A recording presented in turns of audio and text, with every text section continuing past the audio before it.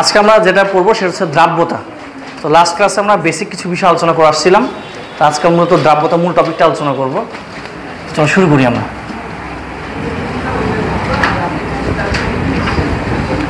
দ্রাব্যতা ইংরেজি হচ্ছে সলিউবিলিটি বলা হয় একে।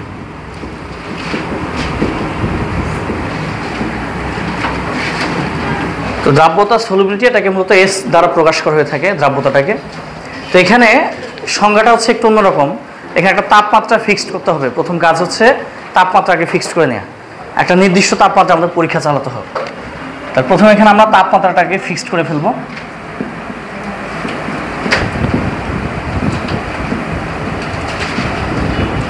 তো এখানে আমরা তাপমাত্রাটা ফিক্সড করে ফেললাম, নির্দিষ্ট তাপমাত্রায় আমরা এখন পরীক্ষা চালাবো। এই নির্দিষ্ট তাপমাত্রা এখানে 100 গ্রাম দ্রাবক নিতে হবে। দ্রাবক বলতে যা বুঝায়, গত ক্লাসে তো বলে আসলাম আমরা যে পানি। আর সবচেয়ে বড় কথা, দ্রাবক বলতে বুঝায় যেটা যে যার সাহায্যে কি করা হয়, বৈশিষ্ট্য নির্ধারণ করা হয়, তাকে বলা হয় দ্রাবক। আর যার বৈশিষ্ট্য নির্ধারণ করা হবে তাকে বলা হবে দ্রবক। এখন নির্দিষ্ট তাপমাত্রা নিলাম, অর্থাৎ একটা ফিক্সড টেম্পারেচারে আমরা এবার এখানে 100 গ্রাম দ্রাবক নিব। এখানে আমরা 100 গ্রাম দ্রাবক বা 100 গ্রাম পানি নিচ্ছি।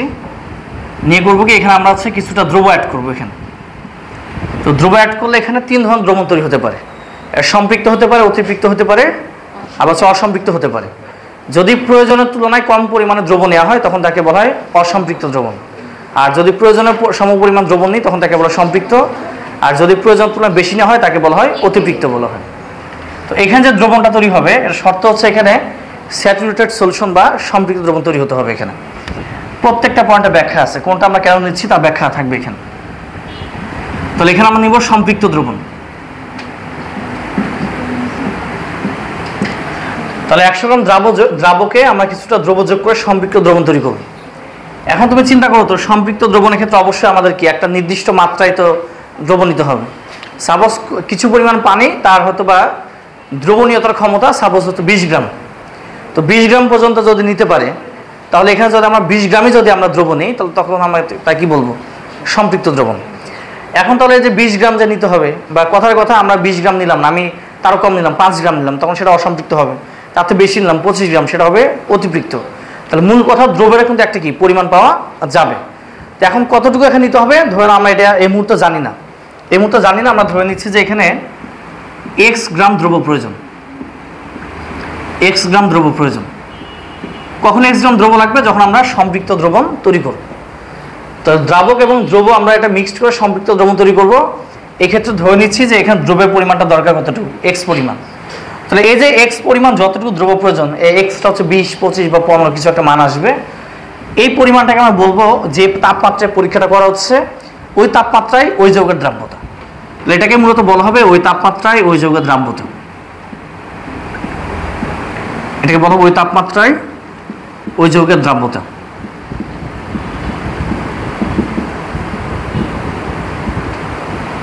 তো ওটাকে বলা হবে ওই তাপমাত্রায় ওই যৌগের দ্রাব্যতা বলবো আমরা। তো এখানে নির্দিষ্ট তাপমাত্রায় 100 গ্রাম দ্রাবক নিব, নিয়ে কিছুটা এখানে দ্রব যোগ করবো। এই দ্রব যোগ করে সম্পৃক্ত দ্রবণ তৈরি করতে হবে। এই ক্ষেত্রে যতটুকু আমাদের দ্রব প্রয়োজন হবে ওটাই হচ্ছে ওই তাপমাত্রায় যৌগের দ্রাব্যতা। তো আমরা একটু সংজ্ঞাটা একটু বলি, এই ফ্লো চার্ট থেকে সংজ্ঞাটা বলা সম্ভব।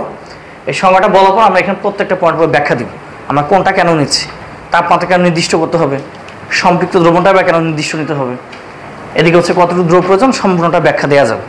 একটু সংজ্ঞাটা একটু লিখে নেওয়া, লিখো নির্দিষ্ট তাপমাত্রায় 100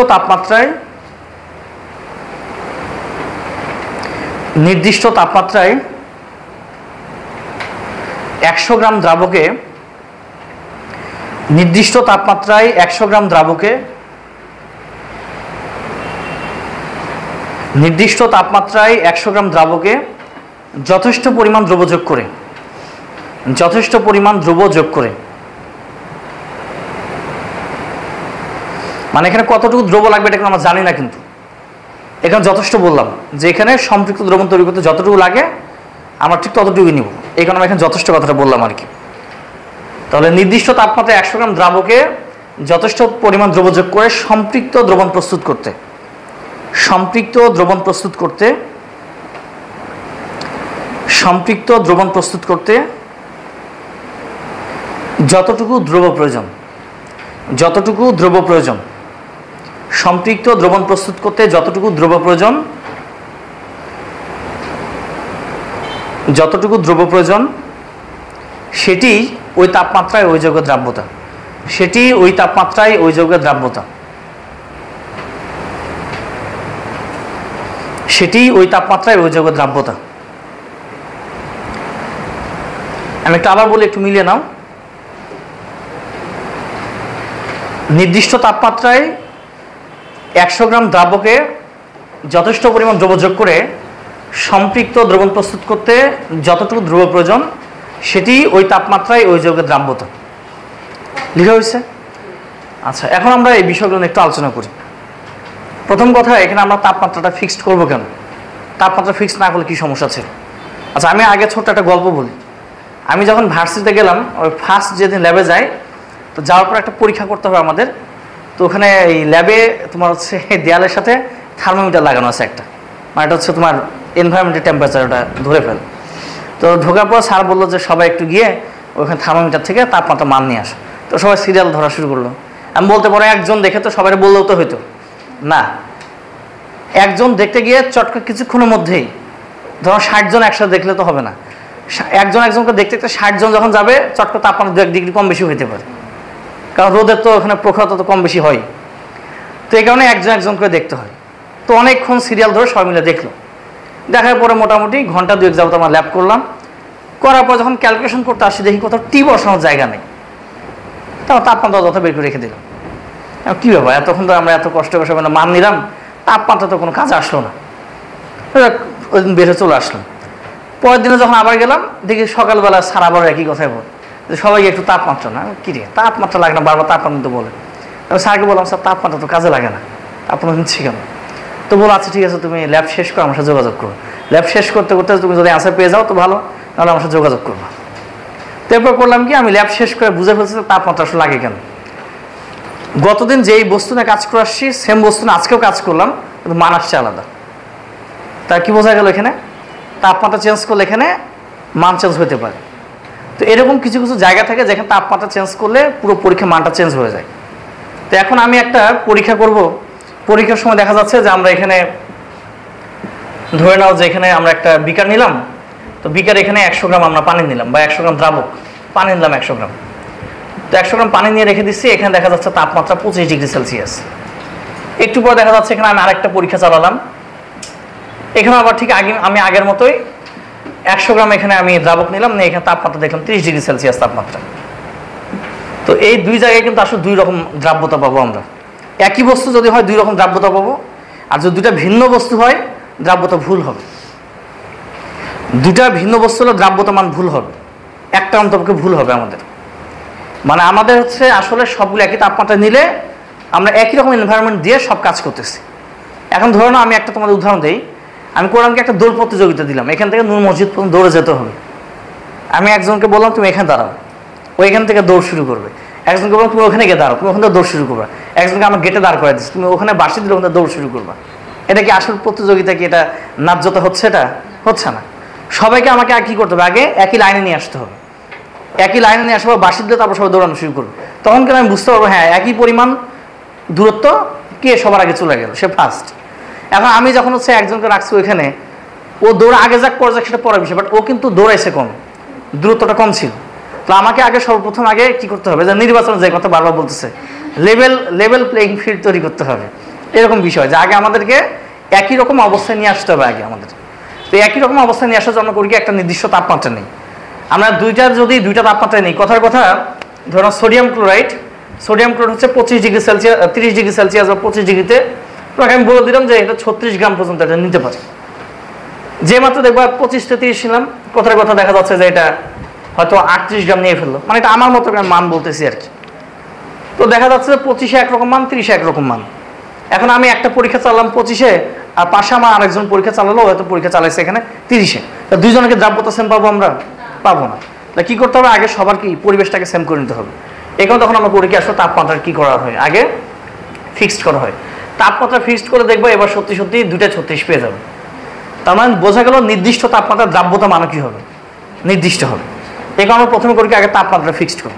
বুঝতে পারলাম এটা, এই পয়েন্টে ব্যাখ্যা। এবার সে 100 গ্রাম দ্রাবক নিব কেন, দ্রাবক তো কম বেশি নেওয়া যেত। এখন দেখো, আমি এখন তোমাকে বললাম যে এখানে 100 গ্রাম পানিতে নিচ্ছি 36 গ্রাম, তাহলে এবার যদি আমি তোমাকে 100 গ্রাম না নিয়ে যদি বলি যে এখানে 75 গ্রাম পানি নিলাম, তোমাকে বললাম যে 75 গ্রাম পানি নিচ্ছি, তাহলে 75 গ্রামে যদি 36 দিয়ে দিই, এবার কিন্তু সত্যি কথা যেটা সেটা কিন্তু এখানে কিন্তু আসলে সম্পৃক্ত দ্রবণ হলেও এটা হয়ে যাবে অতিরিক্ত দ্রবণ, কারণ প্রয়োজন তুলনায় কি বেশি নিয়ে ফেলছি আমরা। এখন ধরে নাও তোমাকে আমি একটা উদাহরণ দিই, একটা বিয়ের বাড়িতে রান্না করা হবে, বাবুর্চির কাছে যাওয়া হয়েছে, গিয়ে ধরে নিলাম, তাকে আমি বললাম যে ভাই আমার এখানে 100 জন লোক খাবে। ও বললো যে এখানে তো তাহলে 1 কেজি লবণ লাগবে, অনেক কিছু লিখে দিল, বললো 1 কেজি লবণ নিন। একটু পর বললাম ভাই 20 জন লোক কিন্তু একটু বেশি হতে পারে, ব্যাপার না 1 কেজি হলে চলবে।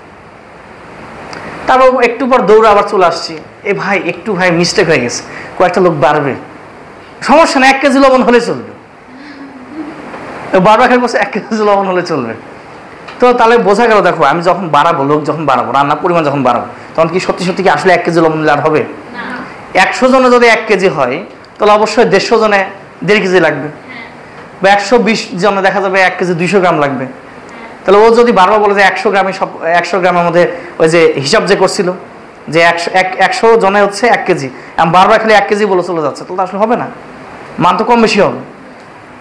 এখানে মূলত মানগুলো কম বেশি হয়। আমরা তখন করি কি একটা ইউনিট নেওয়ার চেষ্টা করি। 15 কেজি বলতে কি বোঝায়? 15 কেজি বলতে বোঝায় 1 কেজির 15 গুণ। 10 কেজি বলতে বোঝায় 1 কেজির 10 গুণ। তাহলে আমরা যেটাতে হিসাব করি না কেন, এরকম হাজার হাজার কেজিও যদি হিসাব করি, আমরা কিন্তু আসলে ওই 1 কেজির কত গুণ এইরকম সাপেক্ষে কিন্তু আমরা হিসাবটা কি করে থাকি। কারণ 1 কেজির দাম যদি এত হয়, তা 10 গুণ হলে দাম 10 গুণ হবে। তো আমরা তো একটা ইউনিটে নেওয়ার চেষ্টা করি। এখানকার একটা ইউনিট নেবো, সে হচ্ছে 100। 100তে করলে হিসাব নিকাশের সুবিধা হবে। এখন আমি যদি ইউনিটটা 75 করতাম, তখন কিন্তু আমার একটা হিসাব নিকাশটা ভগ্নাংশ চলে আসতো বারবার। তখন আমরা করলাম কি, হিসাবের সুবিধার্থে 100 নিচ্ছি, আর সব জায়গাতে একটা একই ইউনিটে নিয়ে আসার জন্য আমরা মূলত কী করলাম, একটা ফিক্সড মান নিলাম, মানটা আমরা ধরেছি 100, যাতে হিসাব নিকাশে কী হয়, সুবিধা হয়। তো এরপর আমরা এখন সম্পৃক্ত দ্রবণটা নিব কেন, তো এটা বুঝতে পারলাম 100 গ্রাম দ্রাবক কেন নিচ্ছি। প্রথম কথা, যেখানে সবগুলোতে কি একই পরিমাণ পানিতে আমি দেখবো যে কোথায় কতটুকু লবণ নিচ্ছি আমরা। যেমন 100 গ্রাম পানিতে এখন তাপমাত্রা হিসাব বাদ দাও, কারণ তাপমাত্রা যদি এখন বলতে হয় তাহলে ভুল হবে। 100 গ্রাম পানিতে ধরে নাও সোডিয়াম ক্লোরাইডটা দরকার 36 গ্রাম, এখানে সোডিয়াম ক্লোরাইড নিলাম 36 গ্রাম। আবার এখানে 100 গ্রাম পানি নিচ্ছি, 100 গ্রাম পানিতে যদি এখানে আমরা সোডিয়াম সালফেট অ্যাড করতে থাকি, দেখা যাচ্ছে সেটা সর্বোচ্চ 50 গ্রাম পর্যন্ত এটা নিতে পারে। তাহলে এখন দেখো তো, এটা 36 না, এটা 50 নাই। আমি যদি অন্তপক্ষে একটা মান যদি ফিক্সড না করে ফেলি, তাহলে কিন্তু আমি এটা বুঝতে পারবো না। এখন আমি দুটাই যদি চেঞ্জ করি, তাহলে তো আসলে বোঝা যাবে না। অন্তপক্ষে একটা মান আমাদের কী করতে হবে, ফিক্সড করতে হবে। একটা মান যখন ফিক্সড করতেছি, অপরটা তখন সহজে বোঝা যাচ্ছে হ্যাঁ এটা কম, এটা বেশি। তাহলে এখানে তখন আমি বুঝতে পারবো যে এটা 36 লাগে 100 গ্রামের জন্য, এখানে লাগে 100 গ্রামের জন্য 50 গ্রাম। তার মানে 100টা আমার এখানে, মানে মূল কথা এখানে দুটা মান কী করা দরকার, সমান করা দরকার। আর 100টা কেমন হচ্ছে হিসাবের সুবিধার্থে, আমরা যে ইউনিটটা যদি 75 নিতাম ভগ্নাংশ আসতো, তো হিসাবের সুবিধার্থে আমরা তখন করি কি 100তে হিসাবটা করে থাকি আমরা। এবার সেই সম্পৃক্ত দ্রবণ কেন নিচ্ছি? সম্পৃক্ত মানে কিন্তু একটা পারফেক্ট অবস্থা, যে আসলে দেখো আমরা একটু আগে বললাম, এখন ধরে নাও তরকারিতে লবণ দেওয়ার মতো ঘটনা, যে তরকারিতে আমরা লবণ দিচ্ছি, এখানে চাইলে আমরা কিন্তু কম দিতে পারি অসম্পৃক্ত, চাইলে একদম স্বাদ মতো লবণ দিতে পারি সম্পৃক্ত, চাইলে বেশি দিতে পারি অতিরিক্ত, যত না খাইতে পারি, তাই না? যত না খাইতে পারি এখানে কী করলাম, বেশি দিয়ে দিলাম। এখন সম্পৃক্ত নিব কেন? আমি সব জায়গায় কিন্তু আমার পারফেক্টটাই খুঁজি। পারফেক্ট নিলে আমার কিন্তু জাজমেন্ট করতে সুবিধা হবে। এখন ধরে নাও তুমি একটা কোম্পানির মালিক, আর তোমার কোম্পানিতে লোক তুমি হচ্ছে নিয়োগ দিবা। লোক নিয়ে একদম সময় তুমি দেখা গেছে 5 জন লোক আসছে, কারণ সবাই ভাইবা নিচ্ছ। তো নেওয়ার সময় এখন কি তোমার প্রথম জনের কথাবার্তা খুব ভালো লাগছে, সাথে সাথে নিয়ে ফেলবা? অবশ্যই না, আমি আরও 4 জনের সাথে কথা বলবো। এমন হতে পারে বাকি 4 জনের মধ্যে থেকে একজন থাকতে পারে যে এর থেকে আরও ভালো, তার হচ্ছে যোগ্যতা আছে। তা আমরা সবসময় কী করি, পারফেক্ট লোক খুঁজি না, যে আমার কোম্পানির জন্য যে অ্যাপ্রোপ্রিয়েট আমি তাকে নিই। তো এখানে করা হয় কি, সম্পৃক্ত নিলে একটা সুবিধা আছে। সুবিধা হচ্ছে এখানে লবণ অতিরিক্ত যোগ করার বিষয় নাই, এখান থেকে বাদও দেওয়ার বিষয় নাই। তারপরে একদম পারফেক্ট অবস্থা নিলে কী হচ্ছে, হিসাবটা করতে আমার সুবিধা হবে। কারণ আমরা চাচ্ছি যে এখানে কতটুকু লবণ সর্বোচ্চ দিতে পারবো, আর সর্বোচ্চ পরিমাণটা কি, সম্পৃক্ত অবস্থা। গত কথা আমি বলে আসছিলাম, যতক্ষণ পর্যন্ত এটা স্বচ্ছ থাকবে ততক্ষণ পর্যন্ত লবণ অ্যাড করা যাবে। যে মাত্র এটা অস্বচ্ছ বা ঘোলাটে হয়ে যাবে, আমরা লবণ অ্যাড করবো না। কারণ অস্বচ্ছ হওয়া অর্থ হচ্ছে এটা অতিপৃক্ততে চলে গেছে, মানে সম্পৃক্ত অবস্থা ফিল আপ করে আরও একটু বেশি হয়ে গেছে, যেটা দ্রবীভূত হচ্ছে না, ওটা বর্তমান ভাসমান অবস্থায় আছে, ওটা ঘুরতেছে, এই কারণে সেটা কিন্তু অস্বচ্ছ হবে। তো এই কারণে আমরা মূলত এখানে সম্পৃক্ত যদি নিই তাহলে আমাদের কি করব এখানে আমরা লবণ অ্যাডও করবো না, লবণ এখানে যোগ করবো না, তারপর আমার কি একদম সর্বোচ্চ পরিমাণ আমরা চলে গেলাম। এই কারণে এখানে সম্পৃক্ত অবস্থা নিয়ে থাকি। তাহলে এখানে একটা নির্দিষ্ট তাপমাত্রায় এখন 100 গ্রাম দ্রাবক নিয়ে সম্পৃক্ত করতে যতটুকু আমার হচ্ছে দ্রব্য লাগবে, ওই সম্পৃক্ত করতে যতটুকু দ্রব্য প্রয়োজন সেই পরিমাণটাকে আমরা বলে থাকি তার দ্রাব্যতা। তাহলে বুঝতে পারলাম কিনা দ্রাব্যতা জিনিসটা কি? তাহলে এখন যদি বলা হয় যে 100 গ্রাম এখানে দ্রাবক নিলাম, 100 গ্রাম দ্রাবক পানিকে আমরা সম্পৃক্ত দ্রব্যে রূপান্তর করব, এই ক্ষেত্রে আমার অ্যাড করতে করতে করতে করতে হাইস্ট অবস্থায় চলে গেছে 36। এই 36-এর বেশি যে মাত্রায় আমি 37 অ্যাড করবো, ওই 1 গ্রাম কিন্তু দ্রবীভূত না হয়ে কী করবো, সেটা ভাসমান অবস্থায় থাকবে, একটু অস্বচ্ছ দ্রবণ তৈরি করবে। তাহলে বুঝতে হবে আমার 36 পর্যন্ত যেহেতু স্বচ্ছ ছিল, তাহলে বুঝতে হবে 36টা কী হবে, তার দ্রাব্যতা হবে। তাহলে এখানে একইভাবে আমরা 100 গ্রামের মধ্যে সোডিয়াম সালফেট নিচ্ছি 50 গ্রাম। এই কথার অর্থ হচ্ছে 100 গ্রামের মধ্যে আমরা এখানে যখন আমি দ্রব্য অ্যাড করবো, সোডিয়াম সালফেট অ্যাড করবো, অ্যাড করতে করতে আমরা 50 পর্যন্ত যাব, এই পর্যন্ত দ্রবণটা কী থাকবে, স্বচ্ছ থাকবে। যে মাত্র আমরা 51 দিব, সাথে সাথে দ্রবণটা কী হয়ে যাবে, একটু হলেও ঘোলাটে বা অস্বচ্ছ হয়ে যাবে। তাহলে এই যে 50 পর্যন্ত যে নিলাম, তাহলে এটা কি সর্বোচ্চ পরিমাণ না? 49 দিলে কিন্তু আরও 1 গ্রাম এখানে অ্যাড করা যাবে। তাহলে সর্বোচ্চ যে পরিমাণ আমি নিতে পারবো সম্পৃক্ত দ্রবণ তৈরি করতে, ওই সর্বোচ্চ পরিমাণটাকে আমরা বলতে পারবো তার দ্রাব্যতা। বুঝতে পারলাম? এখন বিভিন্নভাবে একটা প্রশ্ন আসতে পারে, তোমাকে বলতে পারে যে সোডিয়াম ক্লোরাইডের দ্রাব্যতা 36 বলতে কি বুঝো, এরকম বলতে পারে। এখানে তাপমাত্রা বিষয়টা হচ্ছে তোমাকে একটা নির্দিষ্ট করে দিবে। তা আমি একটা কোশ্চেন বলে একটু লিখো। আমি ধরে নিচ্ছি যে 30 ডিগ্রিতে তাপমাত্রা, 30 ডিগ্রিতে হচ্ছে দ্রাব্যতা 36। আমি যদি এখন 25 লিখছিলাম, ওটা আসলে আমাদের মন মতো করে বলতে পারবো না, ওটা পরীক্ষাতে তোমার দেওয়া থাকবে, এটা পরীক্ষণীয় মান। তা আমি এই মুহূর্তে ধরে নিচ্ছি যে 30 ডিগ্রিতে দ্রাব্যতা কত, 36। তো একটু লিখো 30 ডিগ্রি সেলসিয়াস তাপমাত্রায়, 30 ডিগ্রি সেলসিয়াস তাপমাত্রায় সোডিয়াম ক্লোরাইডের দ্রাব্যতা 36 বলতে কি বুঝো? 30 ডিগ্রি সেলসিয়াস তাপমাত্রায় সোডিয়াম ক্লোরাইডের দ্রাব্যতা 36 বলতে কি বুঝো? 30 ডিগ্রি সেলসিয়াস তাপমাত্রায় সোডিয়াম ক্লোরাইডের দ্রাব্যতা 36 বলতে কি বুঝো? তাহলে এখন খেয়াল করো, এই আসলে 36 বলতে বোঝায় কি? এখানে বলতে বোঝাচ্ছে যে 30 ডিগ্রি সেলসিয়াস তাপমাত্রা আমরা যদি পরীক্ষাটা করে থাকি, আর পরীক্ষা যদি আমাকে এখন 25 বলতো, আমি 25 ডিগ্রি লিখতাম, প্রশ্নটা দেওয়া থাকবে, ওটা নিয়ে প্যারা নাই। তো 30 ডিগ্রি সেলসিয়াস তাপমাত্রায় মূলত এই 100 গ্রাম পানিকে যদি আমি সম্পৃক্ত দ্রব্যে রূপান্তর করতে চাই, এখানে সোডিয়াম ক্লোরাইড যোগ করা যাবে সর্বোচ্চ 36 গ্রাম পর্যন্ত, এটাই বোঝায়। আমি একটু জাবলে একটু লিখে নাও, লিখো 30 ডিগ্রি সেলসিয়াস তাপমাত্রায়, 30 ডিগ্রি সেলসিয়াস তাপমাত্রায় 30 ডিগ্রি সেলসিয়াস তাপমাত্রায় 100 গ্রাম পানিকে, 30 ডিগ্রি সেলসিয়াস তাপমাত্রায় 100 গ্রাম পানিকে সম্পৃক্ত দ্রবণ রূপান্তর করতে, সম্পৃক্ত দ্রবণ রূপান্তর করতে, সম্পৃক্ত দ্রবণ রূপান্তর করতে সোডিয়াম ক্লোরাইড যোগ করতে হবে 36 গ্রাম। 30 ডিগ্রি সেলসিয়াস তাপমাত্রায় 100 গ্রাম পানিকে সম্পৃক্ত দ্রবণ রূপান্তর করতে সোডিয়াম ক্লোরাইড যোগ করতে হবে 36 গ্রাম।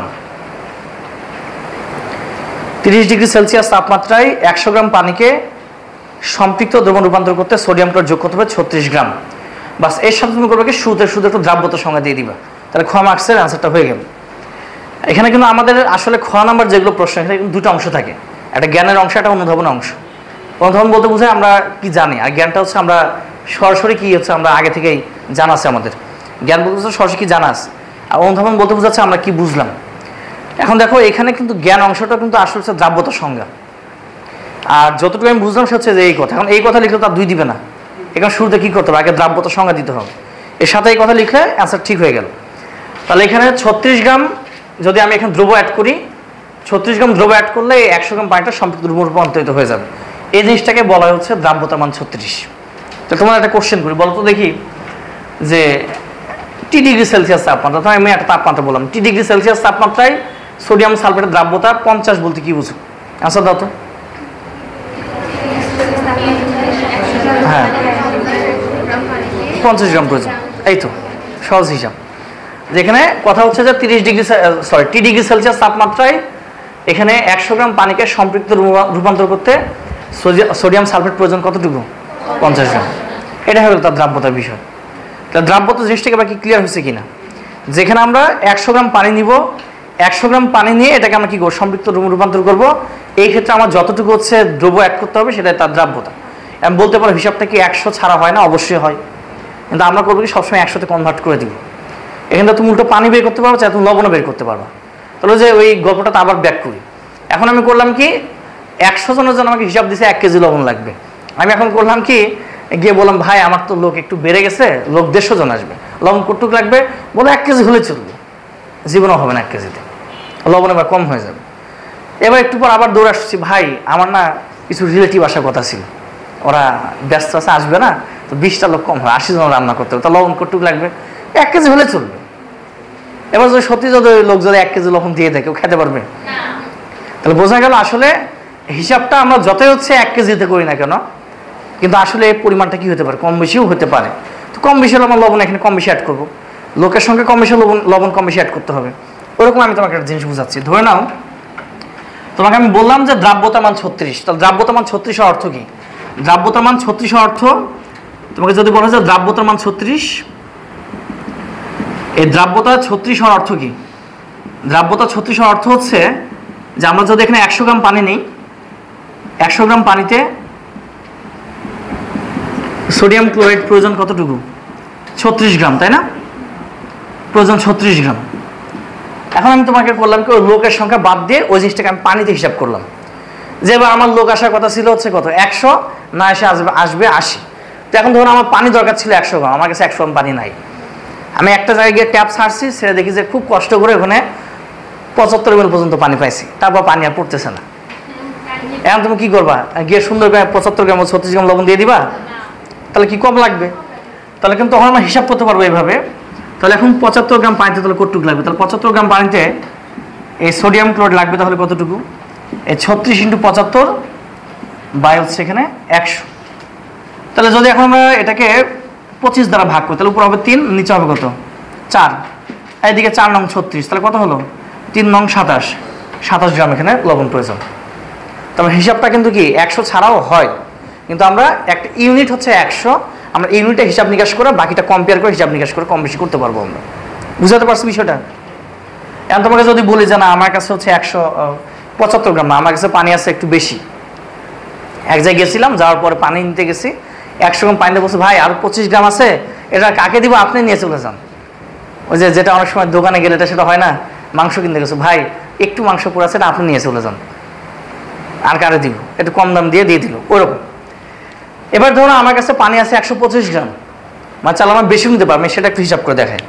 যদি এমন হতো যে আমি এখানে 100 গ্রাম পানিতে সোডিয়াম ক্লোরাইডের দ্রাব্যতা 36 যদি হয়, তাহলে এই কথা লিখতে পারি। এবার ধরো আমি 125 গ্রাম পানির জন্য যদি হিসাব করি যে 125 গ্রাম পানিতে এই সোডিয়াম ক্লোরাইড তাহলে প্রয়োজন কতটুকু হবে, তাহলে উপরে 36, এটা আলাদা একটা হিসাব। তাহলে উপরে 36 ইন্টু হচ্ছে 125 বাই কত, 100। তাহলে এখন হিসাব নিকাশ করে দেখা যাচ্ছে যে এটা কত হবে, উপরে হবে এবার 5, নিচে হবে 4, এদিকে 4 নং 36, তাহলে 4 5 45। তাহলে বোঝা গেল হচ্ছে যখন তার দ্রাব্যতা 36 ছিল সেটা কিন্তু 100-তে 36। তাহলে আমি যখন 125 গ্রাম নিলাম তখন লবণ অ্যাড করতে হবে বেশি, লবণ অতিরিক্ত আরও কী করতে হবে, এখানে আর 9 গ্রাম লবণ বেশি অ্যাড করতে হবে। বুঝতে পারলাম? তারপরে এখান থেকে একটা জিনিস ক্লিয়ার, সেটা হচ্ছে আমরা চাইলে শুধু 100 না, আমরা চাইলে যে কোনো পরিমাণের মধ্যে কী করতে পারবো, হিসাবটা কম বেশি করবো, এদিকে আমাদের দ্রব্যের পরিমাণটাও কী হয়ে যাবে, কম বেশি হবে। কিন্তু আমরা ইউনিটটা সবসময় নিচ্ছি কততে, 100-তে। ক্লিয়ার করতে পারছি বিষয়টা? তাহলে কি 100-তেই শুধু হিসাব হয়? 100-তে আমরা হিসাব নিকাশটাকে কনভার্ট করবো, কিন্তু আসলে হিসাবটা যে কোনো জায়গাতেই হবে। বুঝাতে পারলাম এতটুকু? ওকে। তো এখন আমরা একটু দেখবো যে দ্রাব্যতা তাহলে বের করা হয় কীভাবে। এটা তো বাংলায় লিখে এগুলো কাজ করলাম। এখন তাহলে আমরা দ্রাব্যতাটা বের করবো কীভাবে? দ্রাব্যতা বের করার সূত্র আছে, 2টা সূত্র আছে, একটা দেশি সূত্র, একটা বিদেশি সূত্র। ঠিক আছে? এর ভিতর দেশি সূত্রটা বেশি কাজে দেয়, বিদেশি সূত্র অনেক সময় তুমি ভুল করবে ম্যাথ করতে গিয়ে, আমি একটু পর দেখাই দিব। দেশি সূত্র ভুল হওয়ার চান্স নাই। দেখো এই পর্যন্ত বোঝা গেল তো না, যতটুকু বুঝাইছি?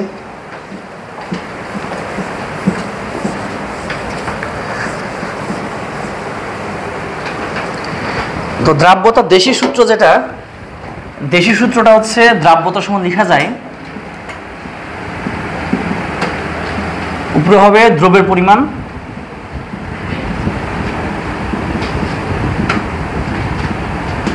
নিচে দ্রাবকের পরিমাণ,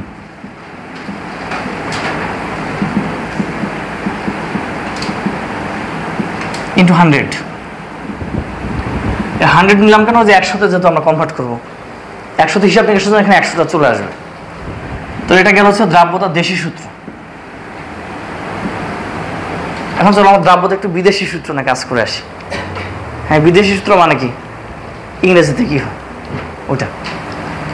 আসলে আমরা কয়েক জায়গাতে দেশি খুঁজি, কিছু জায়গায় আবার বিদেশি খুঁজি।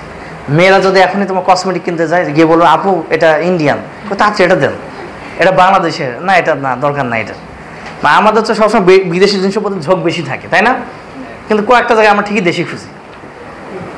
একটা হচ্ছে মুরগির ক্ষেত্রে। হ্যাঁ, মুরগির ক্ষেত্রে আমরা কি খুঁজি? দেশি মুরগি খুঁজি। ডিমের ক্ষেত্রে দেশি ডিম খুঁজি, আমরা দেশি মুরগির ডিম খুঁজি। তারপর গাভীর দুধের ক্ষেত্রে অস্ট্রেলিয়ান গাভীর দুধ খাইতে চায় না, খাইতে চায় কোনটা? দেশি গাভীর দুধ। তো ওইরকম আরেকটা জায়গার দরকার আছে, সেটা হচ্ছে দেশি সূত্র দরকার। দেশি সূত্র খুব কাজের জিনিস। বিদেশি সূত্র সাইড ইফেক্ট আছে। চলো এখন দেখি বিদেশি সূত্র কীভাবে বের করা যায়।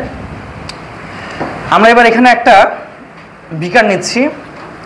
এই বিকারের মধ্যে মনে করো চিনি এবং পানির একটা দ্রবণ ছিল। এই পর্যন্ত পানি ছিল, তার মধ্যে বিভিন্ন চিনি ছড়িয়ে ছিটিয়ে ছিল। লাল কালারগুলো ধরনের চিনির অণু, এগুলো চিনি ছড়িয়ে ছিটিয়ে আছে এখানে। তো এখন এই টোটাল পানি আর হচ্ছে চিনির যে টোটাল যে ভরটা, এটা কিসের ভর হবে? পুরো দ্রবণের ভর হবে না? পানি আর চিনিকে এক জায়গায় করলে কি হবে? এটা দ্রবণ হবে। তাহলে পুরো দ্রবণের ভরটাকে আমরা ধরেছি হকি স্টিক এম। কি M? Hockey stick M. M পাওয়া যায় দুই ধরনের, একটা বলো হকি স্টিক, একটাকে বলো বাচ্চা। তাহলে কোন এম? এটা হকি স্টিক এম। এখন আমি ধরে নিচ্ছি তাহলে এই হকি স্টিক এমটা আসলে কি দ্রবণ না? এটা দ্রবণ। এখন ধরে নিচ্ছি সবগুলো চিনি আমি এক জায়গায় করলাম। সবগুলো চিনি যদি এক জায়গায় করা হয়, এই চিনি ভরটাকে ধরে নিচ্ছি আমরা বাচ্চা এম। তার মানে কিসের ভর? দ্রবের ভর। তাহলে ক্যাপিটাল এমটা হচ্ছে দ্রবণের ভর, স্মল এমটা কি? দ্রবের ভর। তাহলে পানি অথবা দ্রাবক যেটা, এটা ভর কি হবে? এই হকি স্টিকের মাইনাস বাচ্চা এম হবে না? হ্যাঁ, তাহলে এখানে দ্রাবক যেটা, এই দ্রাবকের ভরটা দাঁড়াচ্ছে এখানে এম মাইনাস এম। এটা হচ্ছে দ্রাবকের ভর। এতটুকু বুঝতে পারলাম কিনা? বোঝা গেল? এতটুকু যদি আমরা বুঝে থাকি তাহলে আমরা বলতে পারবো এরকম, এম মাইনাস এম গ্রাম দ্রাবকের মধ্যে দ্রব্য থাকে এম পরিমাণ। বলা যায়? এম মাইনাস এম গ্রাম দ্রাবকের মধ্যে দ্রব্য পাওয়া যায় এম গ্রাম। বলা যায় কিনা? এটা বলা যায় না? আচ্ছা, তো আমি কথাটাকে বললাম এরকম, এম মাইনাস এম গ্রাম দ্রাবকে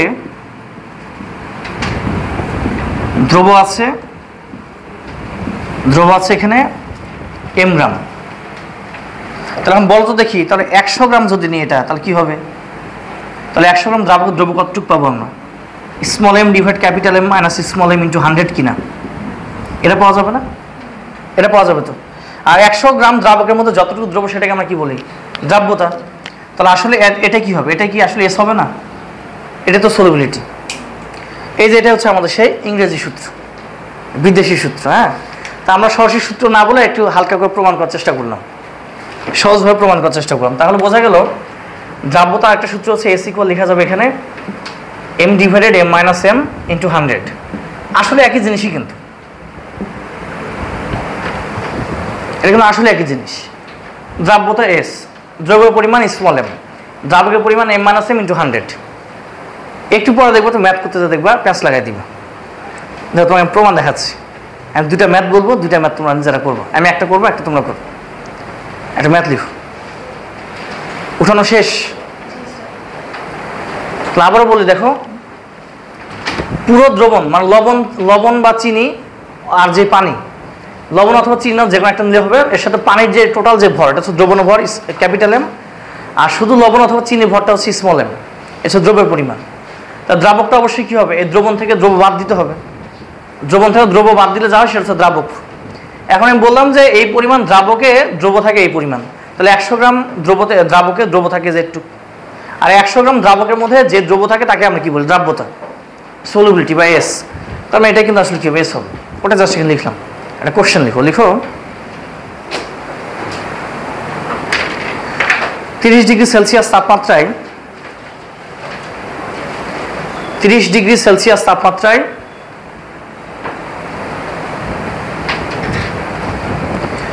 30 ডিগ্রি সেলসিয়াস তাপমাত্রায় 40 গ্রাম সোডিয়াম ক্লোরাইডের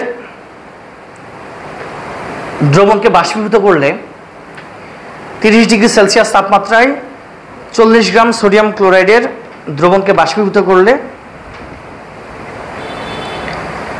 30 ডিগ্রি সেলসিয়াস তাপমাত্রায় 40 গ্রাম সোডিয়াম ক্লোরাইডের দ্রবণকে বাষ্পীভূত করলে দেখো 15 গ্রাম অবশেষ পাওয়া যায়। 15 গ্রাম অবশেষ পাওয়া যায়। 15 গ্রাম অবশেষ পাওয়া যায়। 30 ডিগ্রি সেলসিয়াস তাপমাত্রায় 40 গ্রাম সোডিয়াম ক্লোরাইডের দ্রবণকে বাষ্পীভূত করলে 15 গ্রাম অবশেষ পাওয়া যায়। লিখো ওই তাপমাত্রায়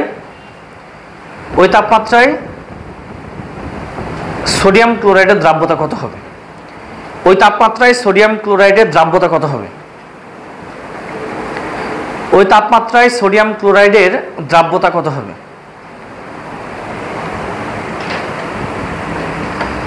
ওই তাপমাত্রায় সোডিয়াম ক্লোরাইডের দ্রাব্যতা কত হবে? লিখে ফেলছি। আচ্ছা, এখন একটা কথা বলি, এই যে অবশেষ যে বললো, আসলে অবশেষ জিনিসটা কি? অবশেষটা হচ্ছে অবশেষ, কেলাস, অদক্ষেপ, এগুলো সবই হচ্ছে দ্রব। অবশেষ যদি বলে এটাও দ্রব, কেলাস বলে এটাও দ্রব হবে, অদক্ষেপ যদি বলে সেটাও কি হবে? ওটা দ্রবই হবে। মানে আমি বাষ্পীভূত করে যে গত কাছে পাতন প্রক্রিয়া দেখালাম না আমরা, ওই যে ভৌত প্রক্রিয়া আলাদা করা যায়, মনে আছে পয়েন্টটা? ওই রকম জাস্ট আমি করলাম কি, এখানে বাষ্পীভূত করে পানিটাকে উড়াই ফেললাম। পানিটা যখন উড়ে চলে গেল তখন ওটা জাস্ট কিছুটা এখানে তলানিতে আকারে কিছুটা লবণ পড়ে আছে। তাহলে এই লবণটা কি দ্রব্যের পরিমাণ না? তাহলে অবশেষ, কেলাস বা অদক্ষেপ যেগুলো, ওটা আসলে কিসের পরিমাণ? দ্রব্যের পরিমাণ। এটা মাথায় রাখবো আমরা। তাহলে আসলে এখানে 15 গ্রাম যেটা দেওয়া আছে, 15 গ্রামটা আসলে কিসের পরিমাণ? দ্রব্যের পরিমাণ। আর 40 যেটা দেওয়া আছে সেটা কি? পুরো দ্রবণটা, কিন্তু পুরো দ্রবণ। তো চলো এখন আমরা হিসাব নিকাশ করে ফেলি। তাহলে এই ম্যাথটা দেওয়া আছে এরকম। তাহলে এস সমান লেখা যাবে এখানে, আমি একবারে মান বসাই ফেললাম। তাহলে এখানে দেখা যাচ্ছে যে আমরা উপরে লিখবো তাহলে কত? 15, আর নিচে হবে 40 মাইনাস 15, একে 100 দ্বারা গুণ করতে হবে। দেখো তো যত আসছে ততই আনসার। কত আসে?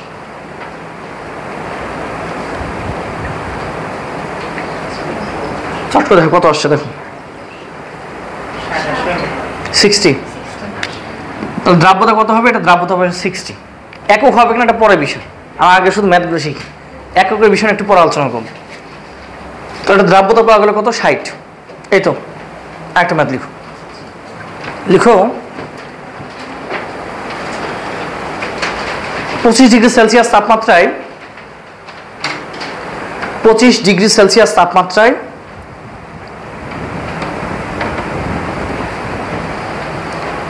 25 ডিগ্রি সেলসিয়াস তাপমাত্রায় 40 গ্রাম পানিতে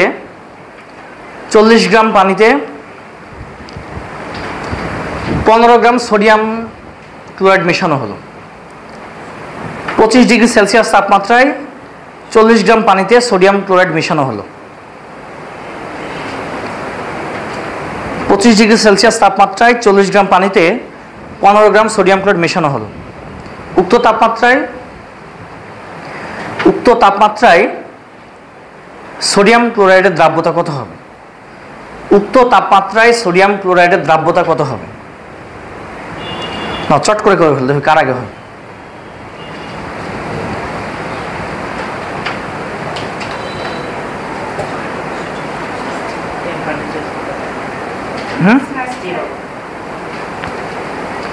খুব দ্রুত করো, মানগুলো বসিয়ে দাও, দিয়ে চট করে অ্যান্সারটা বলো কত আসছে।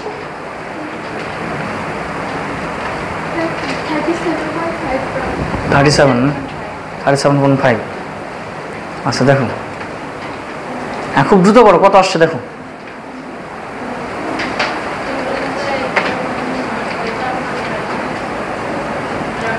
এখানে তাপমাত্রা চেঞ্জ হচ্ছে, তাই না? একটা ঝামেলা আছে অবশ্যই। না, এখানে তাপমাত্রার কোনো ঝামেলা নাই না। আচ্ছা 60 আসছে না আবার? দেখো এটা, দেখো এটা অ্যান্সার যদি করি কি হবে? এটা উপরে কত হবে? 15 হবে, আগের ম্যাথই কিন্তু। তাহলে অ্যান্সার তো এটাই হবে। হ্যাঁ, কার কাছে হচ্ছে? দেখি হাত উঠো। এই তো বাস, অনেকের অ্যান্সার হয়ে গেছে। বাস, কত সুন্দরভাবে ম্যাথ পারলাম আমরা। প্রত্যেক অ্যান্সার ভুল হয়েছে। এবার তোমাকে আমি বুঝাবো দেশি সূত্র লাগে কেন। হ্যাঁ, বিদেশি সূত্র শিখলে আমাকে বাদ দিতেই হবে, তাছাড়া আজকে রাত্রে ভাত খেলে সেটা হজম হবে না। মানে বিদেশি সূত্র মানে কি, এম মাইনাস এম, বড়টা থেকে ছোটটা বাদ দিতে হয়। সুন্দর আমরা করছি কি 40 থেকে আমরা বাদ দিয়ে 60 নিয়ে চলে আসছি। একটু তুমি চিন্তা করো, তোমাকে এবার সরাসরি পানি বলা আছে না, এবার আসলে এবার তোমাকে পুরোটা মান 40ই বসাতে হবে। এবার মানে এই যে বাংলা সূত্রটা এবার লাগবে, দ্রব্যের পরিমাণ এবার হচ্ছে 15 আর দ্রাবকের পরিমাণ কত 40, তাহলে ম্যাথ হবে, অ্যান্সার হবে 37.5। তাহলে আসলে এভাবে এবার যদি ম্যাথটা করি, এভাবে করলে কিন্তু এবার হবে না। এবারে ম্যাথটা অ্যান্সার হবে যে এরকম, এস ইকুয়াল, এবার খেয়াল করো আসলে এখানে এম এর পরিমাণটা কত দেয়া আছে, এখানে এমটা কিন্তু 15 দেয়া আছে, আর এম মাইনাস এম এই পুরো মানটা দেয়া আছে এবার কত 40। আমরা যদি সবসময় যদি সূত্র মুখস্থ করে ম্যাথ করতে যাই, তবে সমস্যাটা কি, সমস্যা হচ্ছে সূত্রে কি কি আছে সবগুলো বসে দিকে সুন্দর করে ভুল করে চলে আসবে। এই কারণে বেসিকটা আগে দরকার, সূত্র মুখস্থ করে কাজ হবে না। তাহলে এখানে উপর হবে 15 আর নিচে কিন্তু এবার সরাসরি হবে 40। একে 100 দ্বারা গুণ করবো, মান আসবে কত 37.5। এটা হবে অ্যান্সার, এটা হচ্ছে রাইট। তাহলে বুঝতে পারলাম এবার। তাহলে আসলে আমাদেরকে সবসময় যে এখানে বাদ দিতে হবে বিষয়টা কোনো এমন না, ঠিক আছে? মাথা রাখতে হবে যে এটা আসলে দ্রবণ দিয়ে আছে নাকি তোমার হচ্ছে দ্রাবক দিয়ে আছে। যদি দ্রাবক বা পানি উল্লেখ থাকে তার অর্থ হচ্ছে বাদ দেওয়ার কোনো প্রয়োজন নেই। তাহলে একটু দুটা কথা একটু লিখে নাও, তাছাড়া ভুল করে ফেলবা। লিখো দ্রবণ কথা উল্লেখ থাকলে, লিখো দ্রবণ কথাটি উল্লেখ থাকলে, দ্রবণ কথাটি উল্লেখ থাকলে দ্রব্যের পরিমাণ বিয়োগ করতে হয়। দ্রবণ কথাটি উল্লেখ থাকলে দ্রব্যের পরিমাণ বিয়োগ করতে হয়। দ্রবণ কথাটি উল্লেখ থাকলে দ্রব্যের পরিমাণ বিয়োগ করতে হয়।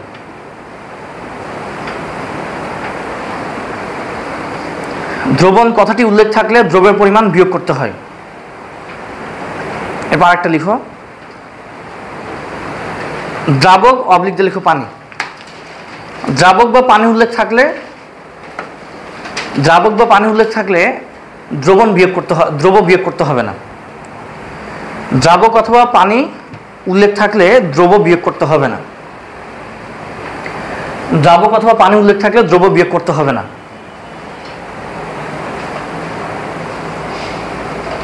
এবার বুঝতে পারলাম কিনা? তা দেখো এখানে কিন্তু আমাদের বলা ছিল দ্রবণ ছিল। প্রথম ম্যাথ যখন আমরা করি তখন কিন্তু আমাদের বলা ছিল যে এখানে 40 গ্রাম হচ্ছে দ্রবণ। এই আমরা দ্রবণ থেকে আমরা করলাম কি, এই দ্রব্যের পরিমাণ বাদ দিলে আমরা কি পাচ্ছি, দ্রাবক। দ্রবণ থেকে আমরা কি করব, এখানে সরাসরি বাদ দিয়ে দিব। তোমাকে আমি একটা ছোট্ট একটা হিসাব দেখাই, তাহলে আরো ক্লিয়ার হবে। এখানে আমি তোমাকে বললাম যে এখানে আমি একটা বিকার নিচ্ছি, তো এই বিকারের মধ্যে আমাদের এখানে ছিল হয়তোবা 100 গ্রাম ছিল, এখানে পানি ছিল। এই 100 গ্রাম পানির মধ্যে আমি করলাম কি, এখানে 20 গ্রাম দিলাম হচ্ছে তোমার যে কোনো একটা লবণ দিলাম। তার ধরুন এটা হচ্ছে দ্রব্য, 100 গ্রাম দ্রব্য, সরি দ্রাবক এটা 100 গ্রাম, আর এখন দ্রব্যটা অ্যাড করলাম হচ্ছে 20 গ্রাম। তাহলে এবার তুমি চিন্তা করো এখানে তাহলে হচ্ছে মূলত আমাদের টোটাল দ্রবণ যেটা, সেই টোটাল দ্রবণটা কতটুকু হবে? টোটাল দ্রবণ 120 হবে না? মানে এই যে এখানকার 100 সাথে 20 তো অবশ্যই যোগ করতে হবে, এই দুটো যোগ করলে হবে 120। এখান থেকে দ্রব্য কতটুকু পাবো আমরা? দ্রব্য পাবো শুধু 20। আর যদি বলো দ্রাবক তাহলে কতটুকু, তাহলে সেটা কি হবে? আচ্ছা দ্রাবকটা 100, কিন্তু আমরা টোটাল হিসাব থেকে 100 নিয়ে আসবো। তাহলে সেক্ষেত্রে কি করতে হবে, এদের টোটাল যে 120 পেলাম, এই টোটাল 120 থেকে যদি আমরা এই দ্রব্যের 20টা বাদ দিই তাহলে কি আমরা দ্রাবকটা পাচ্ছি না? ওই কাজটা মূলত এখানে করতে হবে। যদি আমরা দ্রবণ বলে তাহলে আমাদের যেহেতু নিচে দ্রাবকের পরিমাণটা প্রয়োজন, এই কারণে আমরা করবো কি দ্রব্যটা বাদ দিই, দ্রব্যটা বাদ দিলে আমরা দ্রাবক পাচ্ছি। আর যখন আমাদের সরাসরি হচ্ছে দ্রাবক বলা থাকবে তখন বাদ দেওয়ার প্রয়োজন নাই। তার মানে এবার সরাসরি আমাকে বলা আছে কত, সাপোজ বলা আছে দ্রাবকটা 100। তো এই ম্যাথে কিন্তু আমাদের লাস্ট যে ম্যাথটা করলাম এখানে কিন্তু সরাসরি দ্রাবকের পরিমাণটা দেওয়া ছিল, পানি পরিমাণ দেওয়া ছিল, বিধায় আমরা এখানে এম মাইনাস এম এর মান পুরোটা পাচ্ছি 40। আর আগেরবার দ্রবণ বলাতে আমরা কি করলাম, দুটা বাদ দিয়ে 40 থেকে আমরা বাদ দিয়ে ফেলছিলাম। বিষয়টা ক্লিয়ার করতে পারছে কিনা এই বিষয়টা মাথায় রাখতে হবে, প্যাচটা লাগবে এখানে এসে। তো এগুলো ছোটো ছোটো ম্যাথ দেখা যায় অনেক সময় এমসিকিউতে আসে, মাথা গরম থেকে চটকে ভুল করে আমরা চলে আসি। ক্লিয়ার এতটুকু? এবার আসি যে আমরা ম্যাথগুলো করলাম বা অনেক কথা বললাম, তো দ্রাব্যতা আসলে কোনো একক হবে কি হবে না এটা নিয়ে একটু কথাই আসে। তো এবার টপিকের নাম লিখো দ্রাব্যতার একক।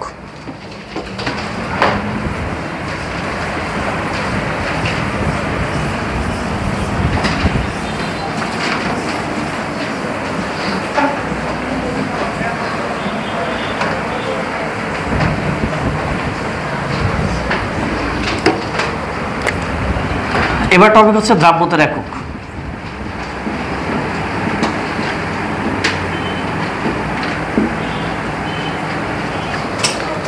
আমার কাছে একটা বই আছে সঞ্জিত কুমার গুহ স্যারের, একটু কয়েক বছর আগের। ওই বইটাতে একদম সরাসরি মোটা করে লেখা আছে দ্রাব্যতা কোনো একক নেই। এখনকার বই আবার এটা লিখছে নাকি উঠেছেন জানি না। ওই বইটাতে লেখা ছিল দ্রাব্যতা কোনো একক নেই, সঞ্জিত কুমার গুহ স্যারের বই। তারই ঠিক 2 পৃষ্ঠা পরেই ম্যাথের সময় উনি নিজে একক বসেছে গ্রাম পার লিটার। উনি নিজে লিখছে কি একক নাই, একটু পরে কি গ্রাম পার লিটার। হাজারি স্যারের বই লেখা আছে গ্রাম হচ্ছে মোল পার, এককটা হচ্ছে মোল পার লিটার। তাহলে একবার একক নাই, একবার গ্রাম পার লিটার, একবার কি মোল পার লিটার। আরেকটাতে বই লেখা আছে গ্রাম পার 100 গ্রাম ওয়াটার। একক কয়টা পাইছি? 4টা। নাই একক, এককবিহীন একটা গ্রাম পার 100 গ্রাম ওয়াটার, গ্রাম পার লিটার, মোল পার লিটার। এখন আমি যদি একাধিক বই কম্বাইন করে পড়াতে চাই তাহলে এটা প্যাঁচ লেগে গেল। আর যদি হাজারি স্যারের বইটা যদি ফলো করি তাহলে খুব ভালো, মোল পার লিটার। সঞ্জিত কুমার ঘোষ স্যারের বই ফলো করতে গেলে সমস্যা আছে। এই জায়গাটাতে একবার নাই, একবার কি গ্রাম পার 100 গ্রাম ওয়াটার। বর্তমানে আবার উঠে দিচ্ছে কিনা কথা আমি জানি না, আমার কাছে যে বই আছে ওটাতে দেখছি এটা আমি। এখন একাধিক বই কম্বাইন করে পড়তে গেলে তাহলে বোঝা গেল একটা প্যাঁচ আছে। এখন তার আসলে কোন এককটা সঠিক? তোমাদের কাছে কি মনে হচ্ছে কোনটা সঠিক? 4টাই সঠিক, এক এক জায়গায় এক একটা সঠিক। এই যে আমাদের যে বইটা দেওয়া আছে তোমাদের, ওই বই সুন্দর করে এটা ব্যাখ্যা দেওয়া আছে। আমরা যে কাজটা করছি একাধিক বই কম্বাইন করে লেখার সময় একটা সুবিধা হয়েছে কি, যে এই যে প্যাঁচের যে জিনিস যেগুলো আছে, যেগুলোতে বিভিন্ন জায়গায় প্যাঁচ লাগা রেখে দিচ্ছে, এগুলো আমরা সুন্দর করে এখানে করছি আমাদের বইগুলোতে। এটা পার্ট টু পার্ট এগুলো আলাদা করে বুঝাই দিচ্ছি কোনটা কোথায় ব্যবহার করা যাবে। তারপর সবগুলো সঠিক আছে। তো আমি তোমাকে এখন 4টা একক সম্পর্কে আইডিয়া দিই, যা তুমি নিজে বুঝতে পারবা যে কখন কোন ক্ষেত্রে কোন এককটা সঠিক হবে। ঠিক আছে, চলো শুরু করি। তো প্রথমে এককটা হচ্ছে এককবিহীন যদি হয়। গ্রাম পার লিটার যেটা, ওটা এককবিহীন। যেটা গ্রাম পার 100 গ্রাম ওয়াটার যেটা, সেটা হচ্ছে এককবিহীন। তো গ্রাম পার 100 গ্রাম ওয়াটার আর এককবিহীন যেটা একই জিনিস। তাহলে প্রথম একক যেটা আমরা পাচ্ছি সেটা হচ্ছে গ্রাম পার 100 গ্রাম ওয়াটার। তার অর্থ হচ্ছে প্রতি 100 গ্রামে কত গ্রাম দ্রব্য। এইটাও অথবা এটা আবার কি নীল একক, মানে একক নাই, এটা হচ্ছে এককবিহীন। তাহলে একটা একক পেলাম যেটা হচ্ছে গ্রাম পার 100 গ্রাম ওয়াটার অথবা নীল। এখন এটা অর্থ কি? এটা অর্থ হচ্ছে প্রতি 100 গ্রাম পানিতে যত গ্রাম দ্রব্য থাকে। এটা অর্থ হচ্ছে প্রতি 100 গ্রাম পানিতে যত গ্রাম দ্রব্য। এটা অর্থ হচ্ছে প্রতি 100 গ্রাম পানিতে যত গ্রাম দ্রব্য।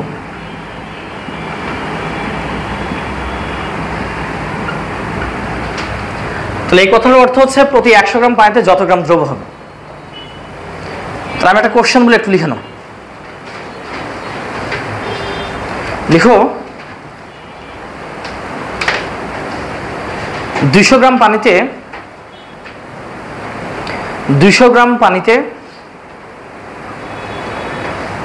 72 গ্রাম সোডিয়াম ক্লোরাইড দ্রবীভূত থাকলে 200 গ্রাম পানিতে 72 গ্রাম সোডিয়াম ক্লোরাইড দ্রবীভূত থাকলে তার দ্রাব্যতা কত হবে? 200 গ্রাম পানিতে 72 গ্রাম সোডিয়াম ক্লোরাইড দ্রবীভূত থাকলে তার দ্রাব্যতা কত হবে? তাহলে এখন তুমি চিন্তা করো, আমাদেরকে এই এককটা বলতেছে যে তুমি 100তে কনভার্ট করে নাও, তাহলে অ্যান্সার হয়ে যাবে। তাহলে 200তে যদি 72 হয় তাহলে 100তে ঠিক অর্ধেক হবে। তাহলে অ্যান্সার কত হবে?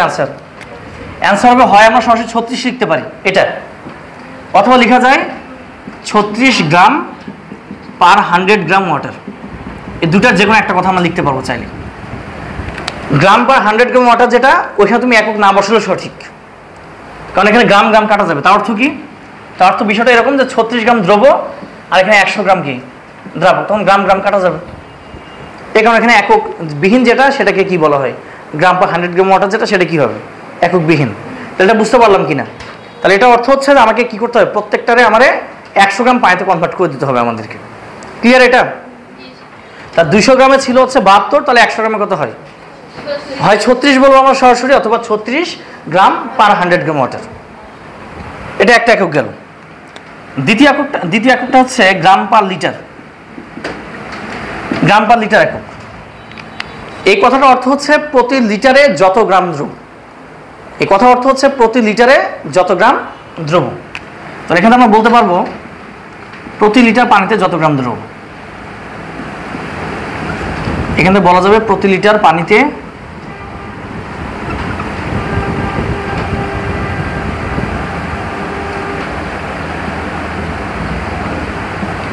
এখানে আমরা বলতে পারবো প্রতি লিটার পানিতে যত গ্রাম দ্রবণ, এটা বলা যায়। তার মানে এবার হিসাবটা করতে হবে কিন্তু লিটারে। হ্যাঁ, একটা কোশ্চেন লিখো লিখো 2 লিটার পানিতে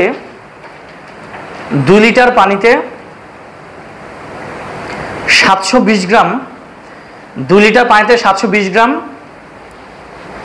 সোডিয়াম ক্লোরাইড দ্রবীভূত হলে বা দ্রবীভূত থাকলে 2 লিটার পানিতে 720 গ্রাম সোডিয়াম ক্লোরাইড দ্রবীভূত থাকলে তার দ্রাব্যতা কত হবে? 2 লিটার পানিতে 720 গ্রাম সোডিয়াম ক্লোরাইড দ্রবীভূত থাকলে তার দ্রাব্যতা কত হবে? একটু খেয়াল করি আমরা, দেখো। তাহলে এখানে যদি দেখি 2 লিটারে বলছে কত 720, তাহলে 1 লিটার কত 360। তাহলে এখানে বলা যায় 360 গ্রাম পার লিটার। এখন তুমি একটু হিসাব করো, আসলে দুটো একই জিনিস। আমি এখন তোমাকে মিলাই দেখাচ্ছি। এখানে ছিল 100, তাহলে 100 তো 36 হয়, 1 লিটার মানে কি 10 গুণ না, 1000 ml। তাহলে 1000 ml মানে কিন্তু 1000 গ্রাম বলা যায়। ml আর হচ্ছে গ্রাম সমতুল্য, এদিকে কেজি আর লিটারটা সমতুল্য বলা যায় আর কি। তাহলে এখন তুমি খেয়াল করো 100 তে 36, তাহলে কি 1000 মানে কি 10 গুণ বেড়ে গেল। দেখো 36 তে ঠিক 10 গুণ বাড়লে কত হয়? 360 হয়।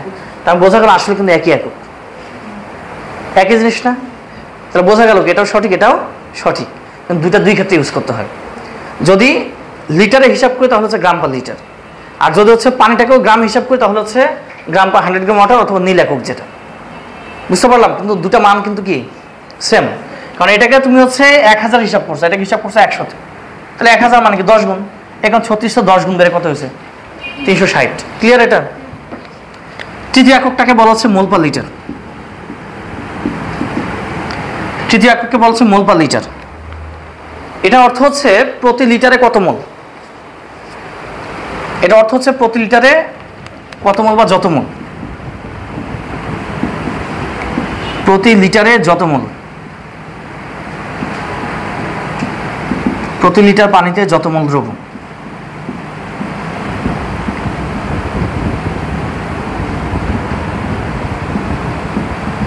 প্রতি লিটার পানিতে যত মোল দ্রবণ। এখন তোমাকে যত গ্রামে দেওয়া থাক তুমি করবে কি আগে মোলে কনভার্ট করবা, মোলে কনভার্ট করাবো হিসাব নিকাশটা শুরু করবা, তাহলে হবে। আমি একটা কোশ্চেন বলে একটু লিখো লিখো 2 লিটার পানিতে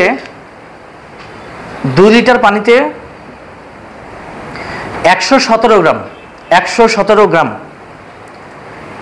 2 লিটার পানিতে 117 গ্রাম সোডিয়াম ক্লোরাইড দ্রবীভূত থাকলে 2 লিটার পানিতে 117 গ্রাম সোডিয়াম ক্লোরাইড দ্রবীভূত থাকলে তার ঘনমাত্রা তার দ্রাব্যতা 117 গ্রাম সোডিয়াম ক্লোরাইড দ্রবীভূত থাকলে তার দ্রাব্যতা মোল পার লিটার এককে কত? 2 লিটার পানিতে 117 গ্রাম সোডিয়াম ক্লোরাইড দ্রবীভূত থাকলে তার দ্রাব্যতা মোল পার লিটার এককে কত? তার দ্রাব্যতা মোল পার লিটার এককে কত?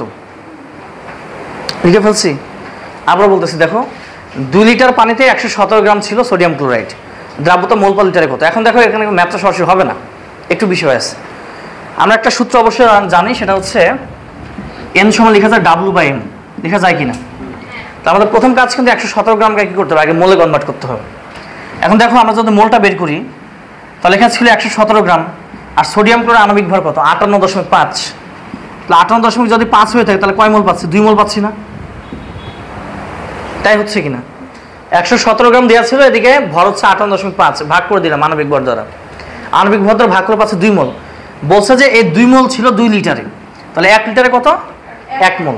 তাহলে বলা যায় এখান থেকে এই মানটা, যে মানটা আমি বললাম, এই মানটা হিসাবে অ্যান্সার কত হবে? 1 মোল পার লিটার। তাহলে 2 লিটারে যদি হচ্ছে তোমার 2 মোল থাকে তাহলে 1 লিটারে কয় মোল? 1 মোল। আমরা 1 লিটারে কনভার্ট করব। বুঝাতে পারলাম কিনা?